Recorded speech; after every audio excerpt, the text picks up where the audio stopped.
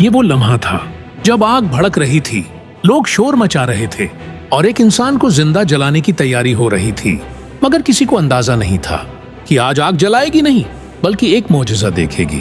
یہ کہانی ہے ایمان کی، ہمت کی اور اس یقین کی جو انسان کو ناممکن کے سامنے بھی مضبوط کھڑا رکھتا ہے۔ یہ ایک ایسے دور کی بات ہے جب لوگ حقیقت سے بہت دور جا چکے تھے۔ وہ اپنے ہاتھوں سے بت بناتے، پھر انہی کے سامنے جھکتے، انہی سے مانگتے۔ پتھر ان کے خدا بن چکے تھے، مگر اسی قوم میں ایک نوجوان تھا، خاموش، سوچنے والا اور سچ کی تلاش میں۔ یہ تھے حضرت ابراہیم علیہ السلام۔ وہ آسمان کی طرف دیکھتے، ستاروں کو، چاند کو، سورج کو، اور سوچتے کیا یہ میرا رب ہو سکتا ہے؟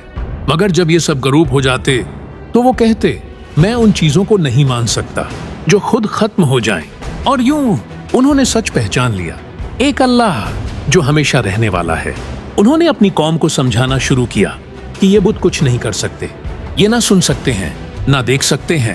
مگر جواب میں انہیں ہنسی ملی، مذاق ملا، یہاں تک کہ اپنے ہی گھر سے مخالفت ملی، مگر انہوں نے سچ نہیں چھوڑا۔ پھر ایک دن انہوں نے فیصلہ کیا کہ اب صرف بات نہیں، عمل بھی دکھانا ہے۔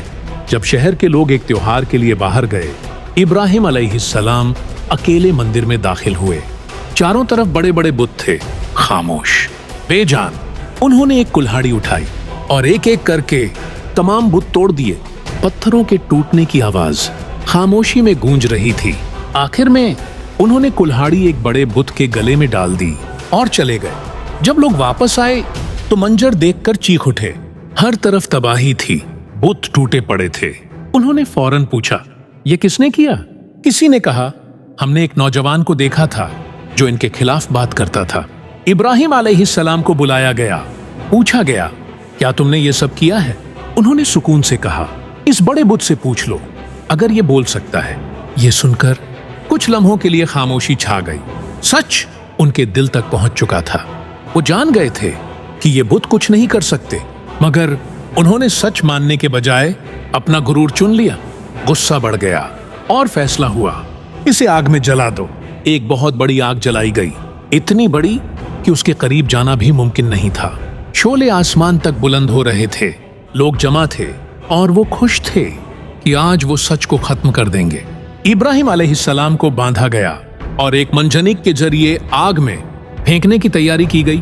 وہ لمحہ بہت سخت تھا، مگر اسی لمحے ایک عجیب سکون بھی تھا، کیونکہ دل میں یقین تھا کہ اللہ کافی ہے۔ جب انہیں آگ کی طرف پھینکا گیا تو دنیا کو لگا کہ اب سب ختم ہو گیا، مگر اصل کہانی تو اب شروع ہوئی تھی۔ اسی لمحے اللہ کا حکم آیا، اے آگ ٹھنڈی ہو جا اور سلامتی والی بن جا۔ اور پھر جو آگ ہر چیز کو جلا دیتی ہے وہ ٹھنڈی ہو گئی۔ ابراہیم علیہ السلام اس کے درمیان تھے، مگر محفوظ تھے، نہ کوئی زخم، نہ کوئی درد۔ لوگ حیران رہ گئے۔ انہوں نے اپنی آنکھوں سے دیکھا کہ آگ نے جلانا چھوڑ دیا ہے۔ یہ صرف ایک معجزہ نہیں تھا، یہ ایک اعلان تھا کہ سچ کو جلایا نہیں جا سکتا۔ کہ جب انسان اللہ پر بھروسہ کرتا ہے تو دنیا کی سب سے بڑی طاقت بھی اسے نقصان نہیں پہنچا سکتی۔ یہ کہانی ہمیں یہ سکھاتی ہے کہ اگر تم سچ پر کھڑے ہو تو ڈرنے کی ضرورت نہیں، کیونکہ جب اللہ ساتھ ہو تو آگ بھی کچھ نہیں بگاڑ سکتی۔